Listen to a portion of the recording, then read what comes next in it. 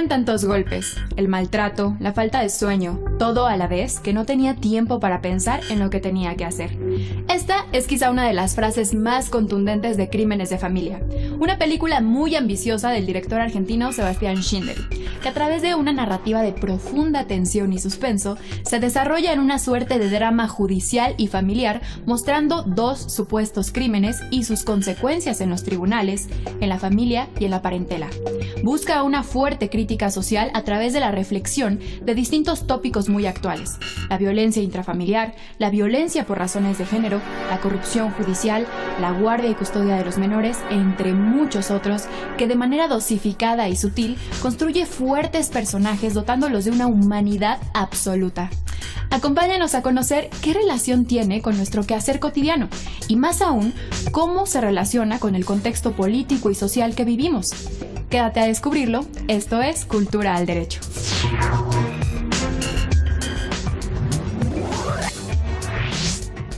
Bienvenidas, bienvenidos. El día de hoy vamos a hablar sobre la película Crímenes de Familia, como ya lo vieron en la introducción, y nos acompaña la doctora Karina Gómez Frot, quien además se ha especializado mucho en esta relación que existe entre el derecho y el cine. Y con esa pregunta me gustaría empezar, querida Karina. ¿Cuál es la relación que existe entre el derecho y el cine? Pues es compleja. Son dos disciplinas muy diferentes, ¿no? Sin embargo, a nosotros los abogados nos funciona el utilizar el cine o quizás algunas escenas cinematográficas para vincularlas con la enseñanza, en este caso, en mi caso particular, con la teoría general del proceso. No soy la única que me dedico al cine y el derecho. Pertenecemos a una red iberoamericana de profesores de derecho que vinculamos el cine y el derecho. Ahora, esta película, perdón Karina que te interrumpa, maravillosa que nos recomiendas, Crímenes de Familia, en donde, bueno, podríamos hablar varios programas sobre cada uno de los temas que aborda. Sí. Y uno con el que me gustaría empezar es precisamente con la violencia familiar. ¿Cómo la logramos identificar o cómo, para quienes nos están viendo, que desde luego los invitamos a que vean la película, no les vamos a dar ninguna información más allá, sino que se queden picados para que vayan a ver, para que la vayan a ver, pero un poco entender estos elementos que seguramente ellos van a ir identificando a lo largo de la misma. Me gustaría empezar con este tema, violencia familiar. Pues sí, esta película Crímenes de Familia es una película filmada en este año. Y pues fue un descubrimiento encontrarla en estas plataformas y darme cuenta de que el cine argentino pues tiene mucho que darnos. Y sin embargo, Crímenes de Familia muestra un fenómeno de violencia intrafamiliar y violencia que se da dentro de los matrimonios, que se puede dar en cualquier parte del planeta, ¿no? Sí. Es decir, que los argentinos rescatan, sobre todo este director Schindler, rescata dos procesos jurisdiccionales en Argentina, en Buenos Aires. Uno criminal, es decir, un proceso penal, y un proceso familiar que se van entretejiendo dentro de la película. Y cuando tú me preguntas de la violencia intrafamiliar, yo concretaría que se trata de violencia que sucede dentro de un matrimonio, ¿no? Y sobre todo por el uso de drogas, por la falta de trabajo, por a veces las parejas se enamoran perdidamente, pero sin embargo después algo pasa, el amor se acaba y el problema es el procrear hijos. Y el gran problema que estamos viendo en todos los países del mundo es después de esa separación, lo que sucede con esos hijos. ¿Qué desarrollo pleno puede tener un hijo que ve que sus padres se pelean de esa manera, que se violentan de esa manera, que se agreden así y que incluso pues hay un atentado, pero no los quiero spoilear, obviamente, pero obviamente el chico es acusado por homicidio, ¿no? Por atentado, por querer matar a su exmujer, o todavía mujer, porque parece ser que ni siquiera están divorciados. Sin embargo, se pelean de tal manera que ya la mujer ha conseguido órdenes de restricción órdenes de restricción, incluso apoyo de la policía para que este personaje no se acerque a ella, y sin embargo, pese a que existen estas órdenes de restricción, él se acerca. Y bueno, la película muestra cómo cualquier proceso jurisdiccional siempre hay dos versiones. Entonces, tú al inicio ves la versión de él, sí, del chavo, que es un chico joven, muy guapo, sin embargo destrozado, pese a su juventud, se le ve una tristeza impresionante en su rostro porque no ha podido ver a su hijo, ¿no? Se le impide entonces la convivencia con el hijo.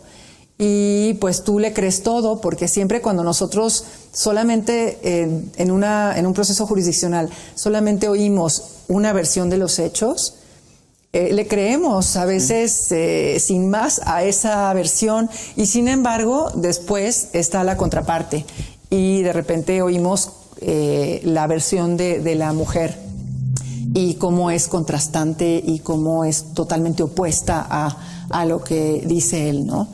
Esta violencia intrafamiliar sucede con mucha frecuencia y sobre todo por la lucha por la custodia de los niños, ¿no? De los niños, de las niñas, de los adolescentes.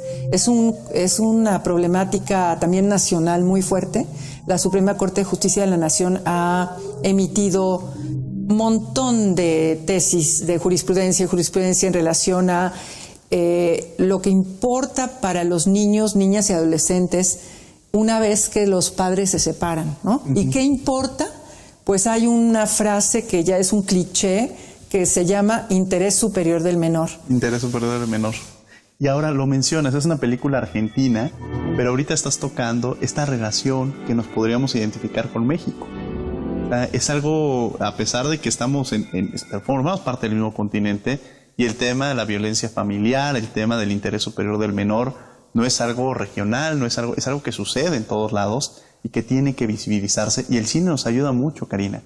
Nos ayuda a entenderlo y también a hablar un poco sobre estos contextos, ¿no? Me gustaría que lo enfocáramos también a México, como ya lo venías diciendo. Sí, claro. Pues tenemos muchos problemas.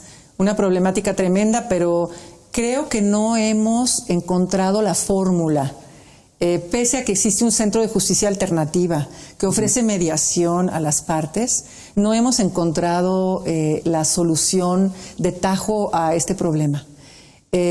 Últimamente hemos sabido de mujeres que antes de dar a sus hijos al otro progenitor se matan incluso a los hijos. Verdaderamente unas historias de terror. ¿Y habría algún tema en el contexto, o influiría el contexto político, económico, más bien sobre todo el contexto económico, social? ¿O puede suceder en cualquiera? Porque a veces hay un estigma, ¿no? Que de pronto, pero esto pasa en todos los contextos. En todos los niveles sociales lo he visto, en todos. He tenido, no sé si la fortuna o la desgracia de haber sido pues abogada familiar por muchísimos años, más de 30 años. Y tuve la oportunidad de acercarme a muchas de estas personas que sufren terriblemente el no poder convivir con sus hijos. Es una de las cosas más dolorosas que puede haber en la vida, ¿no? Sí, es una de las cosas dolorosas, y vamos a seguir platicando de esta película de Crímenes de Familia. No se vayan, vamos a una pausa y regresamos a Cultura del Derecho.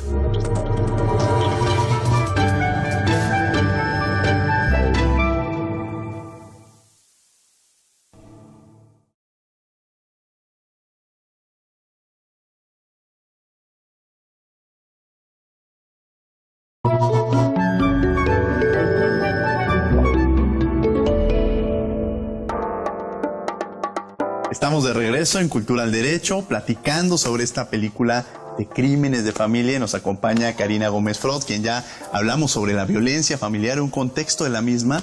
Y otro tema que se aborda, que me parece de gran relevancia, es la figura de trabajadora del hogar.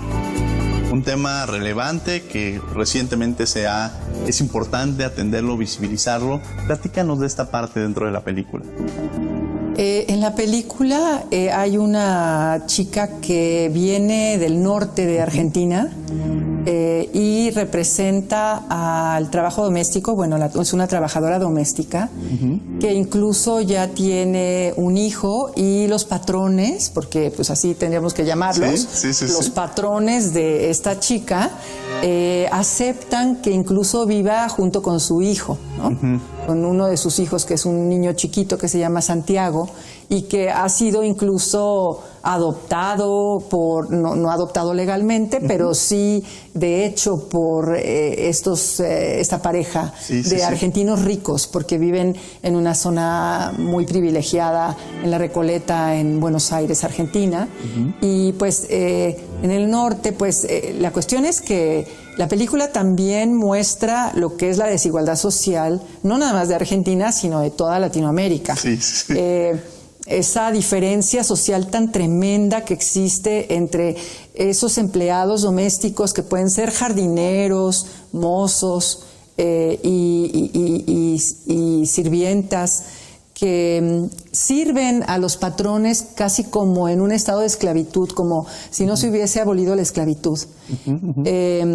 Últimamente hubo algunas propuestas, y bueno, aceptadas ya y aprobadas, en el sentido de obligar a los patrones para que inscriban a sus trabajadores en el Seguro Social.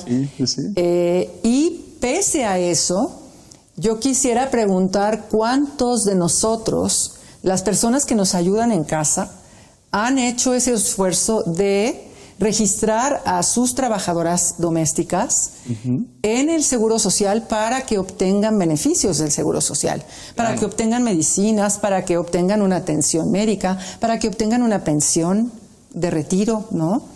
Entonces, esto debería ya de estar implícito en el momento en que llega una chica con nosotros a pedir un empleo y un empleo doméstico. Nosotros tendríamos que tener ya esa obligación de inscribirlos en el Seguro Social. Y sin embargo, yo no llevo esas estadísticas, y ahora pues con la pandemia ha pasado lo contrario. Creo que cada vez hay menos registrados en el Seguro Social. Pero es totalmente injusto y en contra de la dignidad de estas personas el hacerlas a veces trabajar muchísimo más de 8 horas al día, el tenerlas concentradas en unas posilgas, perdón la expresión, que se llaman sus cuartos a veces de servicio. Y para nosotros mismos como mexicanos y como respetuosos de los derechos humanos, eso no lo deberíamos de permitir. Nadie debería de permitir que se trate indignamente a otra persona. Lo hemos visto en algunas películas como la de Roma, que en Roma vimos a Yalitza Aparicio, que fue la sensación, y que nos dimos cuenta de que se visibilizó el hecho de que hay chicas de servicio que hablan lenguas indígenas, que a veces no saben ni siquiera hablar español, y que están tratadas como esclavas, ¿no? Que están al servicio de la familia todo el santo día. Y no lo deberíamos de permitir, digamos. Son esclavizadas. Esta figura dentro de la película, cómo llega, incluso cuenta su historia de cómo llega a trabajar a la casa de los familiares, y es una esclavitud, es una venta, podríamos decir, incluso del padre, del trato que tenía. Es un tema de la figura de trata de personas, la vemos muy clara. La trata de personas vendría siendo la esclavitud de la actualidad, ¿no? O sea, no se rompe, y en esta posibilidad que tienen que ver a los hijos con venderlos a cierta edad y decir, bueno, vete a trabajar a la ciudad sin saber en qué condiciones se van a ir, ¿no? Y creo que eso también lo marcamos, se ve en Argentina, pero también lo vemos en México, y con la película de Roma quizá coincidieron varios factores que seguramente nos podríamos hablar en otro programa de lo mismo, pero donde el Poder Judicial, el Poder Legislativo y el cine se entremezclaron para poder construir este marco normativo del que ya nos estás platicando, y creo que es un reflejo muy claro de hacia dónde vamos. Y la figura de los organismos internacionales, que en esta película hubo una participación importante y estuvo muy marcada, que la retomaron para visibilizar estos contextos. Platícanos de esto, Karina. Pues fue ONU Mujeres que también apoyó a hacer esta película, y bueno, esta chica parece ser la que hace el papel, también, de hecho, era también una trabajadora doméstica, y se le llamó para hacer este papel. Lo que yo te puedo decir, y lo que se me hace interesantísimo también, es rescatar cómo ella comete un delito. que también precisamente es la inculpada en este proceso penal, y comete este delito y durante el proceso penal hay una figura trascendental que es la psicóloga. Cómo la psicóloga y la conclusión que emite esta psicóloga es verdaderamente brutal. Porque al fin y al cabo la cataloga a esta persona del servicio doméstico como una persona incapaz de incluso poder autogobernarse a sí misma, incapaz de ser consciente de lo que hace. Entonces hay veces que se les trata a estos personajes como pues incapaces, sin que se les haya declarado como tales, ¿no? Y por otro lado, el trato que los patrones le dan como si fueran muy buenos, como si fueran, etcétera, pero al fin y al cabo sí hay una relación de subordinación siempre, sí hay una relación de dominación, y pues creo que no está bien.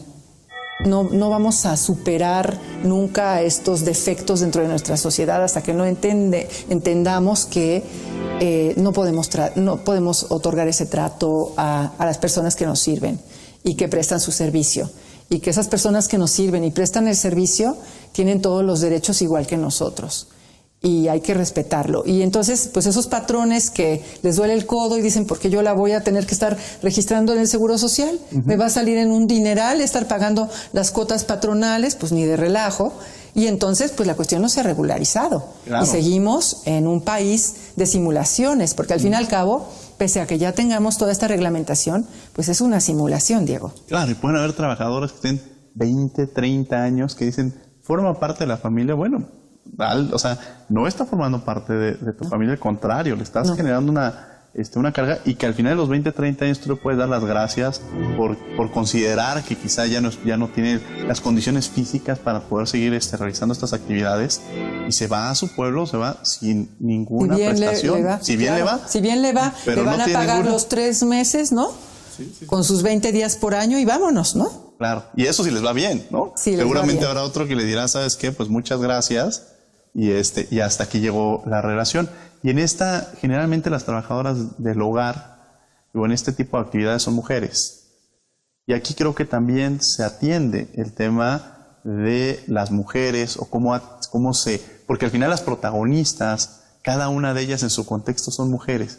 Un poco de esta figura me gustaría que nos platicaras de cómo también desde diversas perspectivas, de diversas ópticas, vemos el contexto de cada una de ellas, ¿no? Bueno, la mujer más importante aquí es una actriz pues muy conocida en Argentina y en el mundo, y también por Pedro Almodóvar, ¿no? Fue su actriz favorita en algún tiempo. Es una bellísima actriz, Cecilia Roth.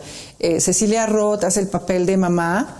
Ella sí se solidariza es solidaria tanto con esta empleada doméstica que tiene, y también al final va a ser solidaria con todas las mujeres alrededor de ella, pues se va a dar cuenta de que tiene que expresar esa sonoridad que existe entre las mujeres, de apoyarnos entre nosotras mismas, porque si no nos lleva el tren, ¿no? Y entonces, pues, a veces es difícil encontrar esta solidaridad entre nosotras. A veces no es fácil encontrarla.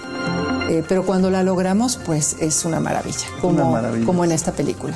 Vamos a una pausa, vamos a ver La Voz del Alebrije y regresamos a Cultura del Derecho. No se vayan.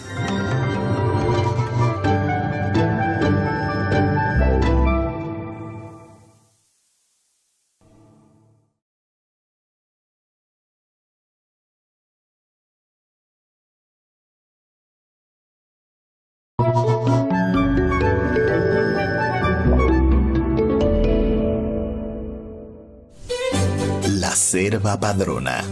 De niño, en mi casa nunca tuvimos a alguien que le ayudara a mi madre en las labores domésticas. Sin embargo, recurrentemente visitaba amigos que convivían de manera natural con los hijos de la empleada, quien, además de hacer el aseo, la comida y de cuidarnos, no oficialmente era la encargada de dirimir los asuntos conflictivos entre los hermanos, las compras de emergencia para los invitados, las consultas de moda con la madre y hasta las recomendaciones para el menú del domingo.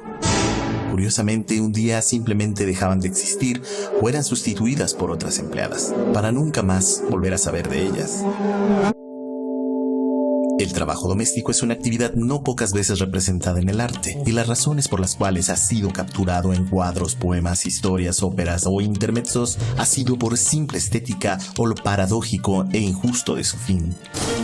Por ejemplo, Pergolesi en 1733 musicalizó La Serva Padrona. Es la historia de Serpina, la sirvienta de la casa de Uberto, que controla absolutamente todo, hasta el propio Uberto. Un día, harto del dominio de Serpina, Uberto le pide a su criado Spone le busque una mujer para casarse y deshacerse de una vez por todas de esa criada que se cree patrona. Serpina, por su parte, desea ser respetada y en un recitativo clama: ¿entonces por ser la criada debo aceptar el maltrato? No, señor, quiero ser respetada, quiero ser reverenciada, como una patrona, como una patronísima. La tensión entre Uberto y Serpina es palpable e inevitable. Ella clama respeto y él no quiere problemas. Al final, y después de un cómico engaño, Uberto se da cuenta que siempre ha amado a Serpina y promete casarse con ella. ¿No les parece interesante que una historia del siglo XVIII sobre las empleadas domésticas siga teniendo tanta pertinencia en el siglo XXI? Esa relación que va más allá de lo contractual, de ayuda denostada y llena de obligaciones, y en el caso de nuestro país, una actividad pobremente remunerada, debería generar derechos. Yo creo que sí. Pero bueno, cuéntame, ¿qué tantas actividades delegas en tu casa? ¿Tienes empleados bien pagados y con derechos o promueves la esclavitud suave? Estamos de regreso en Cultura del Derecho, platicando esta película Crímenes de Familia. Hay muchos temas que nos quedan en el aire, el tema judicial, el tema de la ética y sobre todo cómo lo podríamos imaginar o ver en alguna obra literaria. Karina Gómez Frot. Bueno, pues podría decir rápidamente que la película de Crímenes de Familia es importante para revisar la ética de los abogados y también cómo se comportan algunos jueces y magistrados. Esto tampoco es exclusivo de Argentina, lo vemos en todas partes del mundo, hasta de los países muy desarrollados. ¿Cómo podemos hacer para exigir jueces honestos, jueces que no se vendan, jueces que no entreguen pruebas? Sobre todo abogados que no exijan a sus clientes 400,000 pesos para ganar un asunto como si fuera una cuestión de vendimia, ¿no? Cuando la justicia entonces no es lo importante, sino a ver cuánto dinero y cómo aceitan, esa es la palabra que utilizan, a los jueces y a los magistrados para que se libere a un hijo que está en la cárcel. Entonces, pues eso es preocupante. Eso es preocupante. Y volvemos a algo importante de la película. La película nos deja entonces un mensaje de que hay veces que hay que hacerse justicia por propia mano, cosa que la tenemos totalmente prohibida en la Constitución. Claro. Que deberíamos de tener confianza en nuestros jueces y no en estarnos haciendo justicia por propia mano y sacar las pruebas por otro lado y hacer justicia, porque al fin y al cabo se hacen justicia, pero luego no como quisiéramos los abogados civilizados que creemos en un sistema de justicia legal y en un poder judicial honesto. Y en eso deberíamos creer, y también me gustaría que nos platicara sobre tu libro, Derecho Procesal Familiar, que además nos permite también entender todo este contexto dentro del cine. Tuve la oportunidad de litigar muchísimos años, de postular como abogada de las partes litigantes. Fui tanto abogada de mujeres como de hombres también. Es decir, que yo no puedo decir que sea solamente abogada de mujeres, también de muchos hombres, que los vi sufrir muchísimo, sobre todo por cuestiones de custodia. Entonces, pues, este es mi tesis de maestría y pues estoy muy contenta de que tengamos una nueva edición de Derecho Procesal Familiar. Es un libro de texto para aquellos interesados en el derecho procesal familiar. Sin lugar a dudas, y este libro y entender esta figura de que la violencia y todos estos aspectos no tienen género. Como lo decías, hay situaciones en las cuales los padres viven o las madres viven esta situación y que tenemos que entenderlo y visibilizarlo como sociedad. Les agradecemos que hayan estado con nosotros. Karina, muchas gracias por acompañarnos. Encantada, Diego, como siempre. Me encantó que hayas estado aquí con nosotros. Gracias, muchas Les gracias. agradecemos que hayan estado con nosotros y los invitamos a otra emisión más de Cultura al Derecho.